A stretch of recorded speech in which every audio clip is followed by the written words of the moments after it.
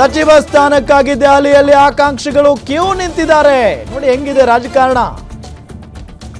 ಇಲ್ಲಿ ವಿಧಾನಸೌಧ ಖಾಲಿ ಹೊಡಿತಾ ಇದೆ, ಅಲ್ಲಿ ಖಾತೆಗಳಿಗಾಗಿ ಶಾಸಕರು ಜಾಲಿ ಜಾಲಿ ಅಲ್ಲ, ಪರದಾಟ ಅಂತೂ ಇರುತ್ತೆ ಅವರಿಗೆ. ಒಬ್ರಲ್ಲ ಇಬ್ರಲ್ಲ, ಬರೋಬ್ಬರಿ 50ಕ್ಕೂ ಹೆಚ್ಚು ಶಾಸಕರು ಠಿಕಾಣಿ ಹೂಡಿದಾರಲ್ಲಿ. ದೆಹಲಿಯಲ್ಲೇ ಬೀಡು ಬಿಟ್ಟಿದ್ದಾರೆ ಅರ್ಧಕ್ಕರ್ಧ ಶಾಸಕರು. 40 ಮಂದಿ MLA, 11 ಮಂದಿ MLCಗಳು ದೆಹಲಿಯಲ್ಲೇ ಹಾಲ್ಟ್ ಆಗಿದ್ದಾರೆ. 51 ಜನ ಅನ್ಕೊಳ್ಳಿ. ಕ್ಷೇತ್ರದಲ್ಲಿ ಜನರ ಸಮಸ್ಯೆ ಕೇಳೋದು ಬಿಟ್ಟು ದೆಹಲಿಯಲ್ಲಿ ಪಾಲಿಟಿಕ್ಸ್ ಕೇಳೋದು ಬಿಟ್ಟು ತುಂಬಾನೇ ವರ್ಷಗಳಾಯಿತು ಬಿಡಿ. ಸಚಿವ ಸ್ಥಾನಕ್ಕಾಗಿ ದೆಹಲಿಯಲ್ಲಿ ಆಕಾಂಕ್ಷಿಗಳು ಕ್ಯೂ ನಿಂತಿದ್ದಾರೆ. ವಿಧಾನಸೌಧ ಖಾಲಿ ಹೊಡಿತಾ ಇದೆ. ಏಕೆ ಅಂತ ಅಂದ್ರೆ ಎಲ್ಲ ಶಾಸಕರು ಹೋಗಿ ದೆಹಲಿಯಲ್ಲಿ ಕೂತ್ಕೊಂಡಿದ್ದಾರೆ. ಇನ್ನು ಕ್ಷೇತ್ರದಲ್ಲಿ ನೀರು ಬರ್ತಾ ಇಲ್ಲ, ಸಿಲಿಂಡರ್ ಸಿಗ್ತಾ ಇಲ್ಲ, ರೇಷನ್ ಸಿಗ್ತಾ ಇಲ್ಲ, ಏನೇನೋ ಸಮಸ್ಯೆಗಳಿರ್ತಾವಲ್ಲ, ಅದನ್ನೆಲ್ಲ ಅವರವರೇ ನೋಡ್ಕೊಳ್ಬೇಕು. ನೀವೇ ನೋಡ್ಕೊಳ್ಬೇಕು. ಜನ ನಿಮ್ಮ ಶಾಸಕರು ಸದ್ಯಕ್ಕಂತೂ ನಿಮ್ಮ ಕೈಗೆ ಸಿಗಲ್ಲ. ಅವ್ರು ಹೋಗಿರೋದೇನಕ್ಕೆ? ಸಚಿವರಾಗಕ್ಕೆ, ಮಂತ್ರಿಗಳಾಗೋದಕ್ಕೆ. ಕ್ಷೇತ್ರದಲ್ಲಿ ಜನರ ಸಮಸ್ಯೆ ಕೇಳೋದು ಬಿಟ್ಟು ದೆಹಲಿಯಲ್ಲಿ ಪಾಲಿಟಿಕ್ಸ್ ಮಾಡ್ತಾ ಇದ್ದಾರೆ. ಕ್ಷೇತ್ರದಲ್ಲಿ ಜನರ ಸಮಸ್ಯೆಯನ್ನ ಕೇಳೋದು ಬಿಟ್ಟು ಬಹಳ ವರ್ಷಗಳಾಗಿದೆ ಅಂತ ಹೇಳಿ ನಾವು ಹೇಳ್ತಾ ಇಲ್ಲ, ಜನ ಹೇಳ್ತಾ ಇದ್ದಾರೆ. ಶಾಸಕರುಗಳು ನಮ್ಮ ಹಳ್ಳಿಗೆ ಬರಲ್ಲ, ಕ್ಷೇತ್ರದಲ್ಲಿ ಇರೋದೇ ಇಲ್ಲ, ಯಾವಾಗ ನೋಡಿದ್ರು ಬೆಂಗಳೂರು ಅಂತ ಇರ್ತಾರೆ. ಅಲ್ಲಿ ಏನು ಮಾಡ್ತಾರೋ ಏನೋ ದೇವರಾಣೆ ನಮಗೆ ಗೊತ್ತಿಲ್ಲ ಅಂತಾರೆ ಜನ. ಅದಾದ ನಂತರ ಈಗ ನೋಡಿದರೆ ಮಂತ್ರಿ ಆಗಬೇಕು ಅನ್ನೋ ಆಸೆಯಿಂದ ದೆಹಲಿಗೆ ಹೋಗ್ಬಿಟ್ಟಿದ್ದಾರೆ. 3 ವರ್ಷ ಮುಗೀತು. ರಾಜ್ಯದಲ್ಲಿ ಅಭಿವೃದ್ಧಿ ವಿಚಾರಕ್ಕೆ ಸಂಬಂಧಪಟ್ಟಂತೆ ಹಳ್ಳಿಗಳಲ್ಲಿ ಶಾಸಕರುಗಳು ಬರಲ್ಲ, ನಮ್ಮ ಸಮಸ್ಯೆ ಕೇಳಲ್ಲ, ಅಭಿವೃದ್ಧಿಗಳಾಗ್ತಾ ಇಲ್ಲ ಅಂತ ಹೇಳಿ ಜನ ಬಾಯಿ ಬಡ್ಕೊಳ್ತಾ ಇದ್ದಾರೆ. ಇನ್ನು 2 ವರ್ಷ ಇದೆ, ಹೊಸ ಮುಖ್ಯಮಂತ್ರಿಗಳು ಬರ್ತಾ ಇದ್ದಾರೆ ರಾಜ್ಯಕ್ಕೆ. ಬಹಳಷ್ಟು ನಿರೀಕ್ಷೆ ಅಂತೂ ಇದ್ದೇ ಇದೆ DK ಶಿವಕುಮಾರ್ ಅವರ ಮೇಲೆ. ಇದೇ ವಿಚಾರಕ್ಕೆ ಸಂಬಂಧಪಟ್ಟಂತೆ ಡೀಟೇಲ್ಸ್ ಕೊಡ್ತಾರೆ ನಮ್ಮ ಸ್ಪೆಷಲ್ ಕರೆಸ್ಪಾಂಡೆಂಟ್ ವೀರೇಶ್ ದಾನಿ ನೇರ ಸಂಪರ್ಕದಲ್ಲಿ ಜಾಯ್ನ್ ಆಗಿದ್ದಾರೆ. ವೀರೇಶ್ ದಾನಿ, ಬಹಳಷ್ಟು ಜನ ಸಚಿವಾಕಾಂಕ್ಷಿಗಳು ಎಲ್ಲ ನಾಯಕರನ್ನ ಭೇಟಿ ಮಾಡಿ ಮಾತುಕತೆ ನಡೆಸೋದು, ಮನವಿ ಮಾಡ್ಕೊಳ್ಳೋದು, ಇದೆಲ್ಲವೂ ಕೂಡ ಮುಂದುವರಿತಾ ಇದೆ. ಜೊತೆಗೆ ಈಗ BK ಹರಿಪ್ರಸಾದ್ ಅವರು ದೆಹಲಿಯಲ್ಲೇ ಭಾವಿ CM ಅವರನ್ನ ಭೇಟಿ ಮಾಡಿದಾರಂತೆ. ಏನು ಚರ್ಚೆ ಆಗಿರಬಹುದು ಇಬ್ಬರ ನಡುವೆ?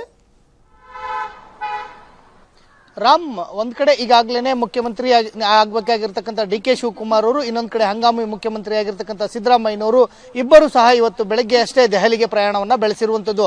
ಹೈಕಮಾಂಡ್ ನಾಯಕರುಗಳನ್ನ ಭೇಟಿಯಾಗಿ ಒಂದ್ ಕಡೆ ಸರ್ಕಾರ ರಚನೆಗೆ ಅವ್ರನ್ನ ಆಹ್ವಾನ ಮಾಡೋದ್ರ ಜೊತೆಗೂ ಸಹ ಸಚಿವ ಸಂಪುಟ ರಚನೆಯ ವಿಚಾರಕ್ಕೆ ಸಂಬಂಧಿಸಿದಂತೆ ಹೈಕಮಾಂಡ್ ನಾಯಕರುಗಳ ಜೊತೆಗೆ DK ಶಿವಕುಮಾರ್, ಸಿದ್ದರಾಮಯ್ಯ ಚರ್ಚೆ ಮಾಡಲಿಕ್ಕೆ ಮುಂದಾಗ್ತಾ ಇದ್ದಾರೆ. DK ಶಿವಕುಮಾರ್ ಅವರ ಸಂಪುಟದಲ್ಲಿ ಮೊದಲ ಹಂತದಲ್ಲಿ 9 ಇಲ್ಲ 11 ಜನ ಶಾಸಕರುಗಳು ಸಚಿವರಾಗಿ ಪ್ರಮಾಣ ವಚನವನ್ನ ಸ್ವೀಕಾರ ಮಾಡುವಂತ ಸಾಧ್ಯತೆ ದಟ್ಟವಾಗಿರುವಂತದ್ದು. ಆ ಹಿನ್ನೆಲೆಯಲ್ಲಿ ಇದೀಗ ಸಚಿವ ಸ್ಥಾನಕ್ಕಾಗಿ ಕಾಂಗ್ರೆಸ್ನ ಹಿರಿಯ ಶಾಸಕರುಗಳು ಮತ್ತು ಯುವಕರ ಮಧ್ಯೆ ಸಾಕಷ್ಟು ಪೈಪೋಟಿ ಜೋರಾಗಿರುವಂತದ್ದು. ನಾವು ಲಿಸ್ಟ್ ಅಲ್ಲಿ ನೋಡ್ತಾ ಇದ್ವಿ, ಸುಮಾರು 15ಕ್ಕೂ ಹೆಚ್ಚು ಮಾಜಿ ಸಚಿವರುಗಳು, ಅಂದ್ರೆ ಸಿದ್ದರಾಮಯ್ಯನವರ ಸಂಪುಟದಲ್ಲಿದ್ದಂತ ಸುಮಾರು 15ಕ್ಕೂ ಹೆಚ್ಚು ಶಾಸಕರುಗಳು ಎಲ್ಲರೂ ಸಹ ದೆಹಲಿಯಲ್ಲಿ ಬೀಡು ಬಿಟ್ಟಿದ್ದಾರೆ. ನಮ್ಮನ್ನ 2 ವರ್ಷಗಳ ಅವಧಿಗೆ ಕಂಟಿನ್ಯೂ ಮಾಡಿ ಸಚಿವರನ್ನಾಗಿ ಮುಂದುವರಿಸಿ ಅನ್ನೋ ಒಂದು ಮನವಿಯನ್ನ ಮಾಜಿ ಸಚಿವರುಗಳು ಮಾಡ್ತಾ ಇದ್ರೆ, ಇನ್ನೊಂದು ಕಡೆ 3 ರಿಂದ 7 ಬಾರಿ ಗೆದ್ದಿರ್ತಕ್ಕಂಥ ಹಿರಿಯ ಶಾಸಕರುಗಳು ಸಹ ಸುಮಾರು 30ಕ್ಕೂ ಹೆಚ್ಚು ಶಾಸಕರುಗಳು ದೆಹಲಿಯಲ್ಲಿ ಬೀಡಿಟ್ಟು ಹೈಕಮಾಂಡ್ ನಾಯಕರುಗಳ ಮೇಲೆ ಒತ್ತಡವನ್ನು ಹಾಕಿ ಸಮುದಾಯವಾರು ಮತ್ತು ಜಾತಿವಾರು ಲಾಬಿಯನ್ನ ಮಾಡ್ತಾ ಇರುವಂತದ್ದು. ಇನ್ನೊಂದು ಕಡೆ ಪರಿಷತ್ ಸದಸ್ಯರು ಸಹ ಈ ಬಾರಿ ನಮಗೆ ಹೆಚ್ಚಿನ ಸ್ಥಾನವನ್ನು ಕೊಡಬೇಕು ಅಂತೇಳಿ ಸುಮಾರು 10ಕ್ಕೂ ಹೆಚ್ಚು ಪರಿಷತ್ ಸದಸ್ಯರು ಅವರು ಸಹ ದೆಹಲಿಯಲ್ಲೇ ಬೀಡು ಬಿಟ್ಟಿದ್ದಾರೆ. ಈ ಬಾರಿ ಪರಿಷತ್ ಸದಸ್ಯರುಗಳಿಗೆ ಸುಮಾರು 3 ರಿಂದ 4 ಸದಸ್ಯರುಗಳಿಗೆ ಸಚಿವ ಸ್ಥಾನ ಬೇಕು ಅನ್ನೋ ಒಂದು ನಿಟ್ಟಿನಲ್ಲೂ ಸಹ ಚರ್ಚೆ ಆಗ್ತಾ ಇರುವಂತದ್ದು. ಹೀಗಾಗಿ ಸುಮಾರು 50ಕ್ಕೂ ಹೆಚ್ಚು ಶಾಸಕರುಗಳು ಎಲ್ಲರೂ ಸಹ ದೆಹಲಿಯಲ್ಲೇ ಬೀಡು ಬಿಟ್ಟಿರುವಂತದ್ದು. ಸಚಿವ ಸ್ಥಾನಕ್ಕಾಗಿ ಇದೀಗ ಪೈಪೋಟಿ ಮತ್ತು ಲಾಬಿ ಮತ್ತು ಒತ್ತಡ ಸಾಕಷ್ಟು ಜೋರಾಗಿ ಕೇಳಿ ಬರ್ತಾ ಇರುವಂತದ್ದು. ಇದರ ಮಧ್ಯೆ BK ಹರಿಪ್ರಸಾದ್ ಅವರನ್ನ ನಿಯೋಜಿತ ಮುಖ್ಯಮಂತ್ರಿ DK ಶಿವಕುಮಾರ್ ಅವರು ದೆಹಲಿಯಲ್ಲಿ ಭೇಟಿ ಮಾಡಿ ಚರ್ಚೆಯನ್ನ ಮಾಡಿರುವಂತದ್ದು. BK ಹರಿಪ್ರಸಾದ್ ಅವರು ಸಹ CM ಸಿದ್ದರಾಮಯ್ಯನವರು ಸಚಿವ ಸಂಪುಟವನ್ನು ಪುನರ್ರಚನೆ ಮಾಡಿದ್ರೆ ಅವರು ಕ್ಯಾಬಿನೆಟ್ಗೆ ಇನ್ ಆಗ್ತಾರೆ ಅನ್ನೋ ಒಂದು ಮಾತುಗಳು ಬಹಳಷ್ಟು ಜೋರಾಗಿ ಕೇಳಿ ಬರ್ತಾ ಇತ್ತು. ಇದೀಗ ನಿಯೋಜಿತ ಮುಖ್ಯಮಂತ್ರಿ ಆಗಿರ್ತಕ್ಕಂಥ DK ಶಿವಕುಮಾರ್ ಅವರು BK ಹರಿಪ್ರಸಾದ್ ಅವರ ವಿಚಾರದಲ್ಲಿ ಯಾವ ರೀತಿಯಾದಂತಹ ನಿರ್ಧಾರವನ್ನು ತೆಗೆದುಕೊಳ್ತಾರೆ ಅನ್ನೋದು ಸಾಕಷ್ಟು ಕುತೂಹಲಕ್ಕೆ ಕಾರಣವಾಗ್ತಾ ಇರುವಂತದ್ದು. ಹೈಕಮಾಂಡ್ ನಾಯಕರುಗಳಿಗೆ ಅತ್ಯಂತ ಪರಮಾಪ್ತರಾಗಿರ್ತಕ್ಕಂಥ ಮತ್ತು ಕಾಂಗ್ರೆಸ್ನ ತತ್ವ ಸಿದ್ಧಾಂತಗಳಿಗೆ ಬದ್ಧರಾಗಿರ್ತಕ್ಕಂಥ BK ಹರಿಪ್ರಸಾದ್ ಅವರಿಗೆ DK ಶಿವಕುಮಾರ್ ಅವರು ಅವರ ಸಂಪುಟದಲ್ಲಿ ಅವಕಾಶವನ್ನ ಕಲ್ಪಿಸಿ ಕೊಡ್ತಾರಾ ಅನ್ನೋದ್ರ ಬಗ್ಗೆನೂ ಸಹ ಚರ್ಚೆ ಆಗ್ತಾ ಇರುವಂತದ್ದು. BK ಹರಿಪ್ರಸಾದ್ ಅವರು ಸಹ ಸಚಿವ ಸ್ಥಾನದ ಆಕಾಂಕ್ಷಿ ಆಗಿರುವುದರಿಂದ ಇಲ್ಲಿ ಈ ಚರ್ಚೆ ಆಗಿರುವುದು ಸಾಕಷ್ಟು ಕುತೂಹಲಕ್ಕೆ ಕಾರಣವಾಗ್ತಾ ಇರುವಂತದ್ದು. ರಾಮ್, ವೀರೇಶ್, ಒಂದು ಕಡೆ ಹೌದು ಇಲ್ಲಿ ಭೇಟಿ ಮಾಡ್ತಾ ಇದ್ದಾರೆ, ಮತ್ತೊಂದು ಕಡೆ ದೆಹಲಿಯಲ್ಲಿ ಪಾಲಿಟಿಕ್ಸ್ ಮಾಡೋದಕ್ಕೆ ನಮ್ಮ MLAಗಳು ಹೋಗಿದ್ದಾರಂತೆ, ಅಂದರೆ ಲಾಬಿ ಮಾಡೋದಕ್ಕೆ.